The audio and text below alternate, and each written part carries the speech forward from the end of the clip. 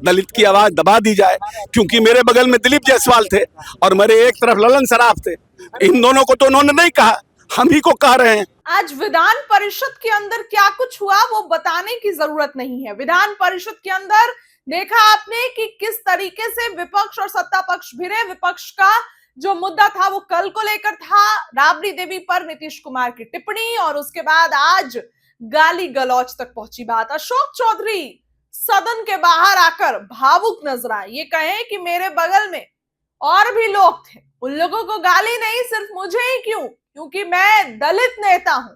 RJD के लोग कहते हैं कि दलित का सम्मान कर रहे हैं और मुझे गाली दे रहे हैं क्योंकि मैं दलित नेता हूं, ये दलित विरोधी है। अशोक चौधरी भावुक नजर आए, रोने की स्थिति बन गई।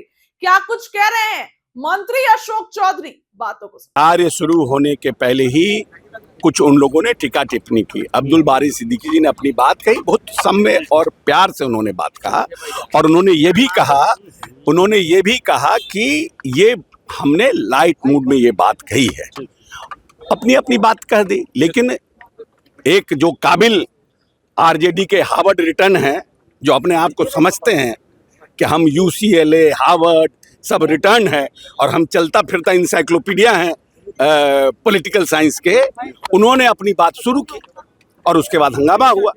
माननीय सभापति ने नियमन दिया और सभापति के नियमन के बावजूद वो लोग वेल में आ गए।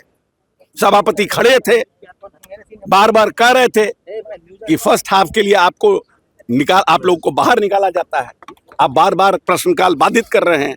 उसके बाद वो हमारे पास आ गए, ट्रेजरी बेंच में मेरे पास आकर तू मैं करने लगे, गाली गलौज संसदीय भाषा का प्रयोग किया और उंगली दिखा करके हमको चिन्हित करने का प्रयास किया।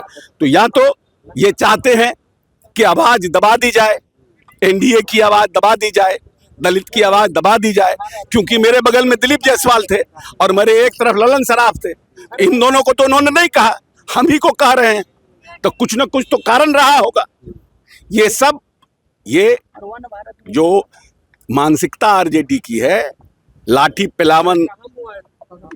घुमावन तेल पिलावन रैली करते थे ये लोग, उसी मानसिकता को अभी भी बिहार चलाना चाहते हैं। आरोप लगा कि आपने बुक चला करके मारा और गालियां दी, अभी सुनील सिंह आरोप लगा। तो बुक चला के मारे हैं हम या गाली दिए हैं तो सब फुटेज होगा ना भाई, वीडियो होगा ना भाई, ये तो सब लाइव स्ट्रीम होता है ना, तो दिख रहा होगा कि हम किताब चला के मारे हैं कि नहीं मारे हैं। लेकिन सदन में लड़ने की बात कर रहे हैं, लड़ने की बात कर रहे हैं।